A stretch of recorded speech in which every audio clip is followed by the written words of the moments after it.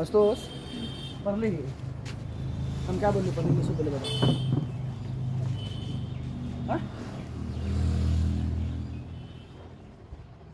तू लोग सिर्फ आता है और क्या क्या लिखा लिया और जल्दी लिखा करके भाग सीधा।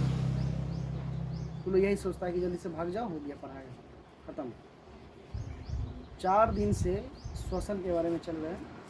अगर पढ़ करके आते तो हमसे पूछ सकते थे कि श्वसन होता क्या है, श्वसन का प्रकार कितना है, कितना प्रकार है दिल साहब,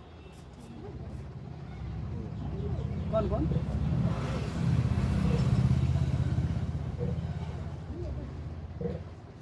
नहीं बता पाओगे। श्वसन अंग के बारे में पूछेगा, नहीं बता पाओगे। पौधे में श्वसन होगा कैसे, नहीं बता पाओगे।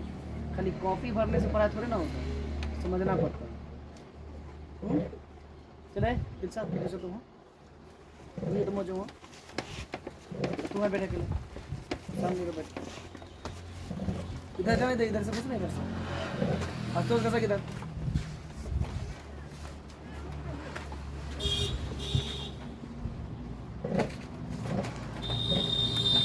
सिंपल बताओ ना रे, अगर कोई पूछेगा तो बताओगे ना क्या होता है, बोलो। हम बताएं और गैसों का आदान प्रदान क्या कहलाता है, श्वसन।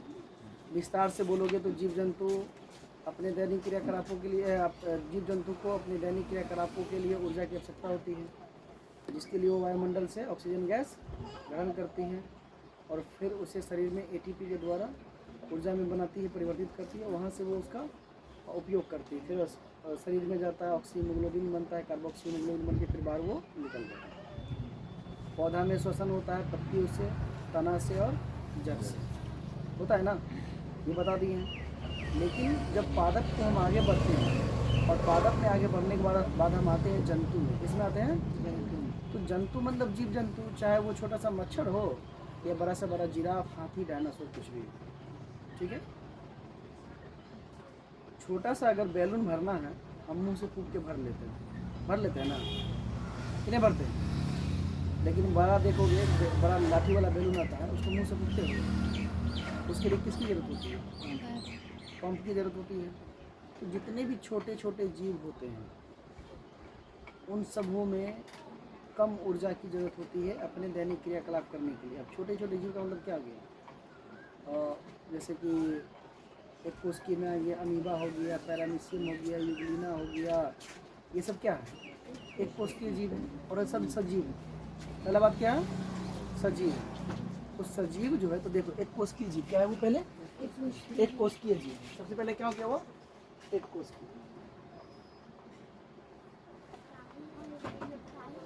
अब एक कोशिकीय में क्या गया? सबसे पहले हम लोग नाम किसका लेते हैं? Amoeba, paramecium. ये जो है हम लोग दो नाम हमेशा सुनते रहते हैं, सुनते कि नहीं सुनते? ये दो नाम सुनते हैं ना। तो अगर हम जब पढ़ते इस दो नाम को पढ़ते हैं तो इस दो नाम में कुछ तो ऐसा होगा जिसको हमको पढ़ना चाहिए कि नहीं पढ़ना चाहिए, कुछ होगा ना। तो हम पेड़ पौधा के बारे में देखें तो किससे लेता है? पादप में श्वसन किससे होता है? पादप में होता है पत्ती से, तना से,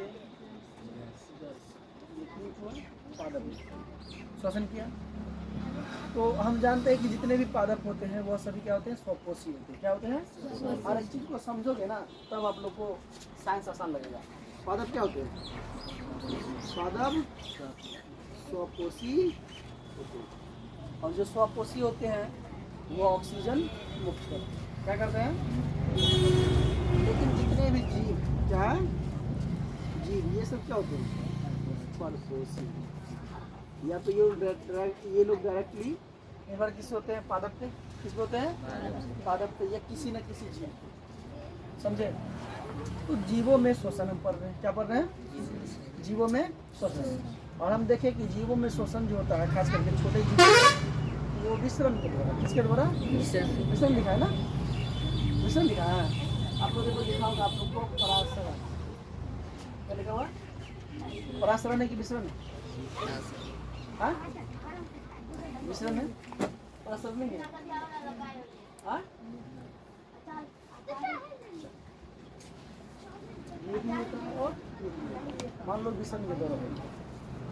तो बड़ा जीव जो होता है, अच्छा हम मच्छर को देखते हैं तो मच्छर का हमको नाक पता चलता है, अमीबा देखा है, पैरामीशियम देखा है, हाँ कुछ शैवाल को देखा है, शैवाल हम लोग जिसको गाँव घर में क्या कहते हैं, सेमार, देखा ना, कोई सेमार एकदम हरा हरा होता है, कोई लाल होता है, कोई एकदम क्या कहते हैं उसको, लाल होता है ना हरा होता है, बीच वाला होता है ना मटमई लाल। नदी में नहीं देखा सेमार तुम लोग? अरे मछली मारने के लिए जाते होते थे, क्यों ना पाँव में जो बाल की तरह लपटा जाता है, उसी को ना सेमार, उसी को ना किताब में शैवाल कहा गया है। तो जब हम जंतु की बात करें, किसकी बात करेंगे आप? जीव या जंतु। इसमें भी दो तरह का होता है, कितना होता है? एक होता है सूक्ष्म जीव, क्या हो गया? सूक्ष्म जीव। अब सूक्ष्म जीव में देखो कौन कौन आता है? बैक्टीरिया आता है, वायरस आता है, और एक कोशिकीय जीव आता है। क्या होता है? बैक्टीरिया, वायरस और एक कोशिकीय जीव। लेकिन जब हम कहते हैं कि बड़े जीव या बड़े जंतु, क्या बोलते हैं? बड़े जीव जंतु, क्या बोलेंगे हम? बड़े जीव। उसमें आपको जिराफ नजर आएगा, क्या नजर आएगा? जिराफ भी आएगा और मनुष्य भी आएगा, कुत्ता, बिल्ली, डायनासोर जो भी है उसमें आता है। किसमें आता है? रेल गास्तोस, ध्यान का, ये सब इसमें आता है। इसमें सॉरी बड़े जीव में किसमें देखिए नहीं, बड़े जीव जंतु या फिर हम कहते हैं उच्च श्रेणी को, क्या बोलते हैं उसको? उच्च श्रेणी है ना। उच्च में क्या था? ये भी जितना भी बड़े हैं जिसको हमारा आसानी से देख सकते हैं, जैसे खासकर उसको मैमल कहा गया। क्या कहा गया? मैमल कहा गया, ठीक है। अब देखो इसमें कैसे शोषण होगा, तो जब शोषण करते हैं तो हम लोग को देखो पहला क्या आपको पता है? हाँ नहीं पहला लिखा है क्या है, मतलब क्या लिखा है बताओ, जल्दी से बताओ, बिना देखे बताओ। श्वास नली लिखा है ना, हाँ या ट्रैकिया, क्या लिखा है? श्वास नली या ट्रैकिया, ये लिखा है ना। फिर दूसरा क्या लिखा है? गिल्स लिखा है। उसके बाद क्या लिखा है? फेफड़े। तो गिल्स खास करके जो जलीय जीव होता है, कौन सा जीव? जैसे मछली हो गया, क्या हो गया? मछली। ये सब किससे होता है? गिल्स से होता है, जलीय जीव से होता है। लेकिन जो भी बड़े जीव है, जैसे जीव जंतु बोले, उस श्रेणी के जो जीव जंतु हैं, जैसे कि हम लोग हो गए, उसमें किससे होता है? हाँ खास करके ट्रैकिया से, यानी श्वास नली से या फेफड़े से। तो जब कोई पूछेगा ना कि सूक्ष्म जीव क्या होता है, तो उसको पहले बोलना कि सूक्ष्म मतलब होता है वैसा जीव जिसको अपने नग्न आंखों से हम तो देख नहीं पाएंगे, या फिर एक कोशिकीय जीव। क्या है? या तो सूक्ष्म जीव या तो एक कोशिकीय जीव। अब एक कोशिकीय जीव क्या होता है? नाम देखो लिखा हुआ, अमीबा, पैरामीशियम, यूग्लिना, ये सब क्या है? एक कोशिकीय जीव है। जब उच्च श्रेणी के जीव जंतु बात करते हैं तो कुत्ता, बिल्ली, मनुष्य, हाथी, घोड़ा, जिराफ, जो भी दुनिया का आता सब आता है। अब आपको अगर को बोले कि मच्छर को देखो कि मच्छर सांस कहाँ से लेता है, मच्छर का अपना खोज पाओगे? हाँ दही में जो पिल्लू होता है वो भी सजीव है, वो सांस कैसे लिया उसका नाक खोज पाओगे? नहीं ना खोज पाओगे। मच्छर जो हम लोग काटता है, मच्छर का नाक खोज पाएंगे? जबकि होता है ना, तो उसमें भी क्या होता है? श्वास नली होता है। लेकिन जो भी पिल्लू है, खास करके हम लोग जिसको कहते हैं कीड़ा मकोड़ा, अब हमारे इस ब्लड में कितना सारा बैक्टीरिया हम जानते हैं, बहुत लाखों करोड़ों की संख्या में, वो भी तो जिंदा है ना, वो भी तो श्वसन करते कि नहीं करते हैं। तो वो क्या हो गया? उसमें जो होता है विसरण के दौरान होता है। किसका? अब जब भी विसरण की बात आएगा तो समझ लेना, या तो उसके शरीर के किसी अंग से होगा। क्या होगा? उसमें कोई विशेष अंग नहीं होगा, ये नाक का मुँह नहीं होगा, उसके शरीर का त्वचा ही ऐसा बना होगा। जैसे आप लोग मेढक को देखे हो, मेढक को अगर पानी में रख दो तब भी नहीं डूब के मरता है, सूखा में रखो तब भी डूब के मरता है, और मिट्टी के अंदर घुस गया तब भी मरता डूब करके। वो मरता ही नहीं, वो जिंदा रहता है ना। कैसे जिंदा? बेंग के पीठ पे देखो कांटा कांटा होता है ना, वही उसका श्वसन, वहाँ से वो श्वसन की क्रिया करता है। मिट्टी में घुले हुए ऑक्सीजन को उसी द्वारा वो विसर्जित कर देता है, विसर्जन मतलब खींच लेता है अपने अंदर। लेकिन जो उस श्रेणी के जंतु हैं, जैसे मनुष्य, कुत्ता, बिल्ली है ना, जिराफ, उसमें देखो पहला क्या होता है? नाक। क्या हो गया? तो हम लोग में जो उस श्रेणी के जंतु में सबसे पहले हम क्या पढ़ेंगे आगे? श्वास नली। क्या पढ़ेंगे हम? श्वास नली में क्या पढ़ेंगे सबसे पहले? नाक। वायुमंडल से हवा पहले कहाँ जाता है? नाक होते हुए कहाँ गया? श्वास नली। कहाँ आया? श्वास नली बोलो या ट्रैकिया, ये देख रहे हो ना, यहाँ पहुँचा, यहाँ से वो कहाँ चला जाएगा? फेफड़ा में। कहाँ गया? फेफड़ा में। फेफड़ा में वहाँ से उस शरीर के रक्त कोशिकाओं द्वारा शरीर के अलग अलग भागों में पहुँचेगा, और वहाँ जो मौजूद है हीमोग्लोबिन, और ऑक्सीजन, तो वहाँ पे ऑक्सीजन करेगा हीमोग्लोबिन के साथ करेगा तो बन जाएगा ऑक्सी हीमोग्लोबिन। और जब वो शरीर में पूरे शरीर को ऊर्जा दे दिया, क्या दे दिया, यहाँ तक कि नाखून है ना आपका, नाखून यहाँ भी ऊर्जा मिलता है, ठीक है। यहाँ तक तो कभी कभी नाखून कट गया फिर अपने आप जुड़ जाता है, जुड़ता है कि नहीं जुड़ता है, यहाँ तक हमको ऊर्जा मिल गया।